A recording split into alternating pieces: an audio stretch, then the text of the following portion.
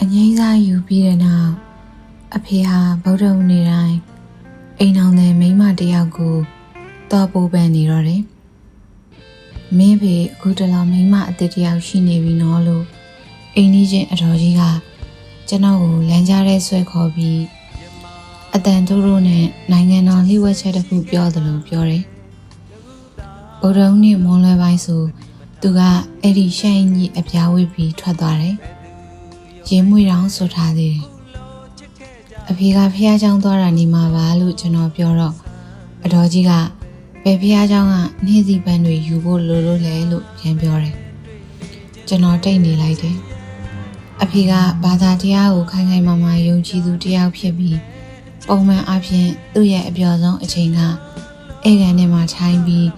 သတင်းကြေညာသူတွေရဲ့လယ်စည်းကိုဝေဖန်တာပဲဖြစ်တယ်။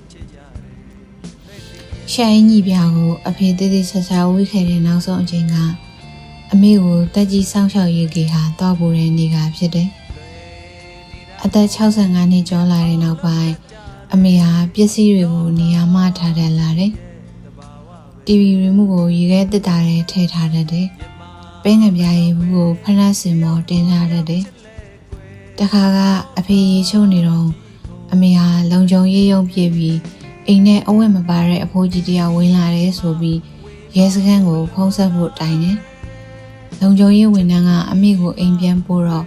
အဖေကတကားဝမှာရေချိုးပေါ်ဝါတထည်နဲ့ရက်နေတယ်။အမေကအဖေကိုလက်ညှိုးထိုးပြီးဒီလူပဲဒီလူကောင်းမဟုတ်ဘူးလို့အော်တယ်။အမေရဲ့မှတ်ဉာဏ်တွေတဖြည်းဖြည်းရုပ်ရော့သွားလိမ့်မယ်လို့ဆရာဝန်ကပြောတယ်။အရင်ဆုံးမနေ့ကဘာစားခဲ့လဲဆိုတာမေ့မယ်။နောက်တော့အိမ်ပြန်လန်းကိုမေ့မယ်။နောက်ဆုံးကိုယ့်အိမ်ဘေးနားကလူတွေကိုတော့မမှတ်မိပဲရှိနေမယ်။အဖေကအမေကို2နှစ်ကြာပြုစုဆောင်ရှောက်ခဲ့တယ်။တနေ့မနက်စောစောမှအမေကတပြက်စီကိုင်းပြီး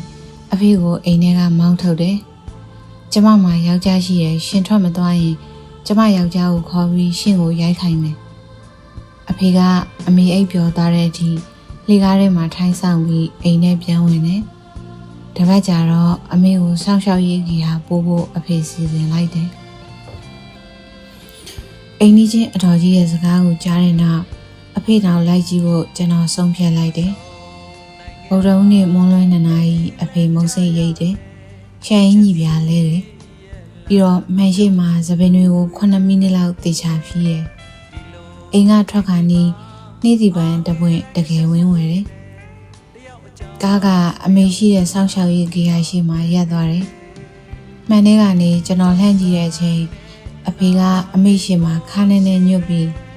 မကြီးဒီနေ့ကျွန်တော်နဲ့ကော်ဖီတစ်ခွက်အတူတောက်ဖို့အဆင်ပြေလားခင်ဗျာလို့ပြောတယ်။အမေကအဖေကိုအပေါ်အောက်အကဲခတ်ကြည့်ပြီးရှင်ဘသူလဲမေးတယ်။မရဲ့အိမ်နီးနားမှာနေတဲ့သူပါ။အိမ်အောင်ရှိလား။အဖေကလေချောင်းရှင်းပြီးမိန်းမတစ်ယောက်ရှိပါတယ်ဒါပေမဲ့သူကအခုတလောကျွန်တော်ကိုသိမမှန်မိဘူး။အမေကမျက်မှောင်ကျုပ်ပြီးဒါဆိုရှင်ကဘာလို့ကျမကိုလိုက်ကြိုင်နေရလဲရှင်အကျင့်မကောင်းဘူးနော်။သူနာပြူဆရာမကတစ်ဖက်လှည့်ပြီးနေတယ်။သူ့ပခုံးတွေကရဲချင်းလုံးလို့တုံးနေတယ်။အဖေကနှင်းစီပန်းကိုကန့်ပေးပြီးကော်ဖီတစ်ခွက်ပဲတောင်းမှာပါ။အမေမယူဘူး။အရင်ပြောထားမယ်နော်ကိုတောက်တာကိုရှင်းမယ်။အဖေကအပတ်တိုင်းလာတယ်လို့သူနာပြုဆရာမကကျွန်တော်ကိုပြောပြတယ်။ပြီးခဲ့တဲ့အပတ်ကအဖေကိုတွေ့ခဲ့လဲ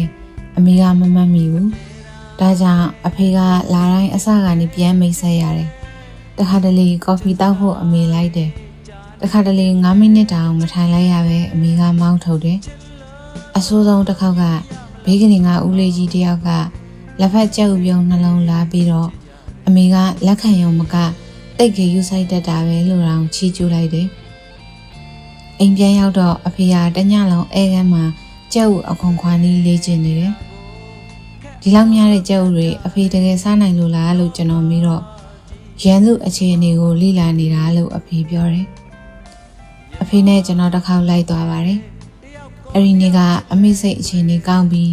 ကျွန်တော်တို့နဲ့ပန်းချံမှာထိုင်မှုသဘောတူတယ်။အမေကအဖေကို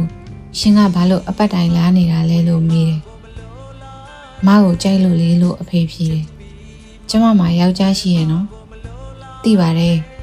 ကျမယောက်ျားကတိတ်ချောတယ်ရှင့်လို့သပင်အောင်တစ်ဆုပ်လောက်ပဲကျန်တဲ့သူမဟုတ်ဘူးအဖေကခေါင်းမော်ကိုလက်နဲ့ဆန်းလိုက်ပြီးဒါဆိုသူအခုဘယ်ရောက်နေလဲဆိုတာမှတ်မိလားအမေအတော်ကြာစဉ်းစားတယ်မသိဘူးအမေကခေါင်းငုံပြီးစက်ကူခွဲရဲ့အနားကိုတဖြည်းဖြည်းချင်းဆွဲဖြဲနေတယ်အတန်ကလည်းတိုးသွားတယ်သူလည်းကျမကိုမလိုချင်တော့လို့ဖြစ်မယ်အဖေကထိုင်ကုန်ကိုအမေပန်နဲ့ရွှေ့ပြီးမကိုသူမလိုချင်တော့တာမဟုတ်ပါဘူးရှင်ကဘယ်လိုလုပ်တည်ရလဲရပြီးသွားရင်သူဘယ်လက်လွတ်ရမှာလဲအမေကအဖေကိုမောကြည့်တယ်အိုမင်းလာတဲ့အဲ့ဒီမျက်နှာပေါ်မှာတစုံတစ်ခုကိုရှာဖွေနေသလိုပဲ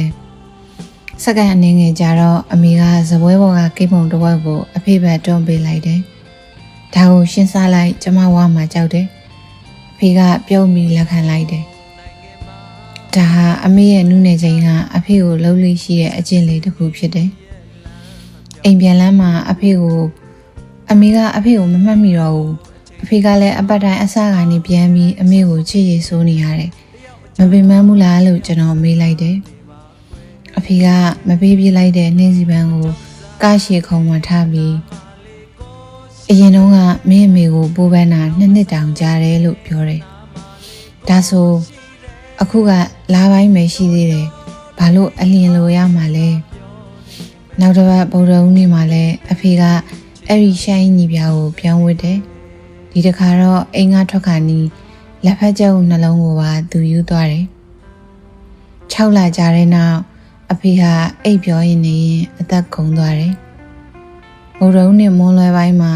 အမေဟာအဝိအစာလဲပြီးခြောက်နေတဲ့နှင်းစီပန်းကိုလက်ထဲမှာကိုင်းပြီးစောက်ရှောက်ရေးကြေးရမှာညမောင်တဲ့အထိစောင့်နေတယ်အန်ဒီဘသူ့ကိုစောင့်နေတာလဲလို့သူနာပြုဆရာမကမေးတော့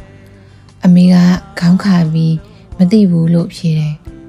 ခဏကြာတော့တိုးတိုးလေးထပ်ပြောတယ်။သပင်နဲ့ပဲကျန်တဲ့လူတစ်ယောက်ရှိတာတော့မှတ်မိတယ်။သူကကျမကိုအကြာကြီးလိုက်ကြိုင်နေတာလေ။